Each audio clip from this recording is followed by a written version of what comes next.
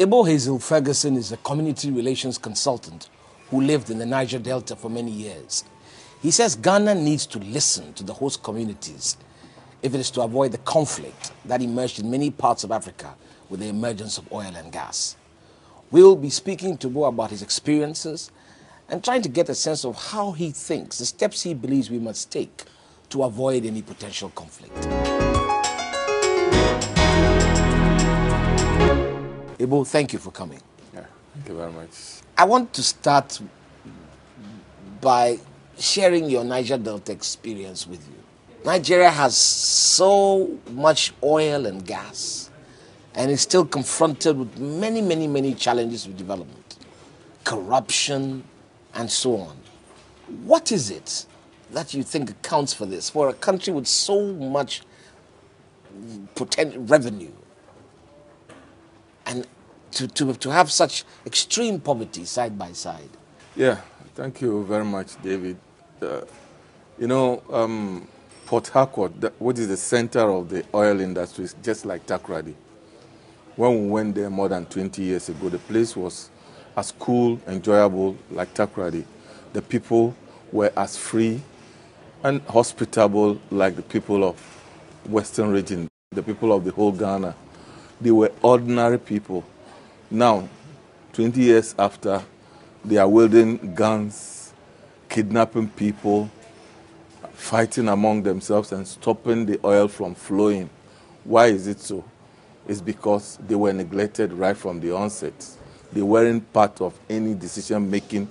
They were told they have not gone to school. They were not qualified. So no one was talking to them. Rakes are sighted beside them in the creeks. I've been to the creeks several times. You see one part of the creek is like, it's like complete civilization.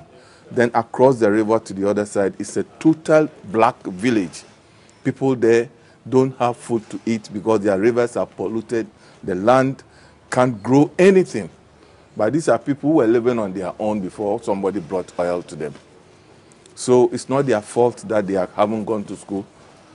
And the women had to take canoes to cross over to the rakes to go and do whatever and then bring food to their houses. That is inside the creeks.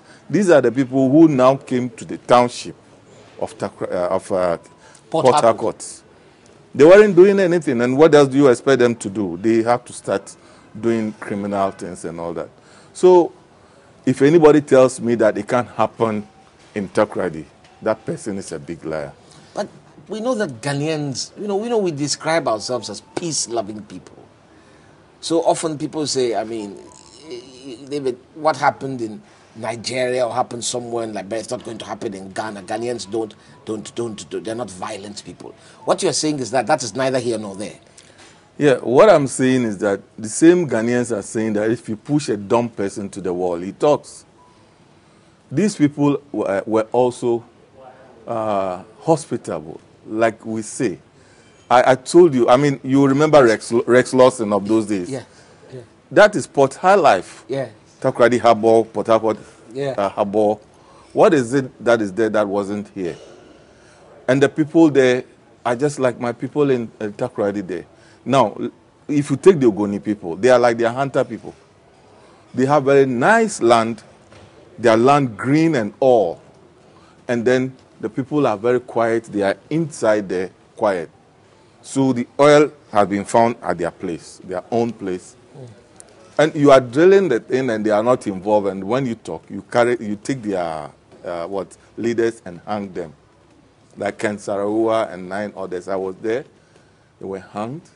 I remember Ghana High Commissioner was visiting us in Port Harcourt, John Tetega. The moment he reached the airport, he started making statement that we Africans don't need any foreign government to tell us what to do, and the radio was everywhere. We Ghanaians were nearly lynched because of that statement. It was as bad as that because the people were grieved. So you live in a situation like this and then you see it and God helps you to come to your own town and something like that is about to start there. Government must listen to people like us. Government must listen to people like you. What are you telling them? Right from day one, they should involve the host community people there. Ghanaians are saying the thing is in the sea. But I wonder where they will build a gas plant. the refineries, the petrochemical plants, the tank farms. I mean, any installations, where will it be built? Along the coast.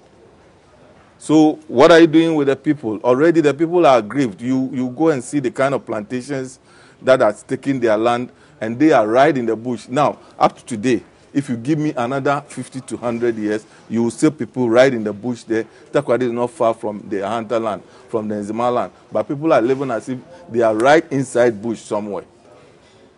So you are going to open the place. Open it along with the people. That is what we mean.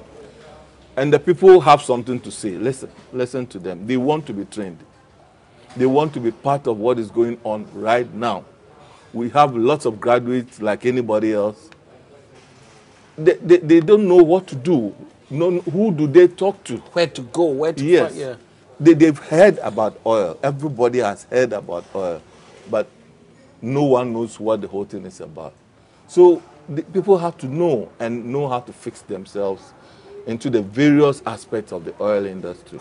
Everybody thinks he should go to the rig. No, it shouldn't be so. We have to be able to tell them that there are so many more things that others can do. You know, when you make them know where they can fit in, and then even help them in a way to start getting ready to fit into places, you diffuse the tension right from the onset. When you say help them, how? You want to help them. Where are the institutions we can work with? And who are the leaders we can talk to? And who listens and implement what? These are questions that we are asking. I mean, the political institutions, they are not there for things like that. There must be institutions now on the ground. If it's a committee the government can form, picking people here and there and so on, sit down. Now, what do we do? How do we become part of Ghana in a better way, not in a wrong way? Then these ideas come, and then we implement them. That is what should be done.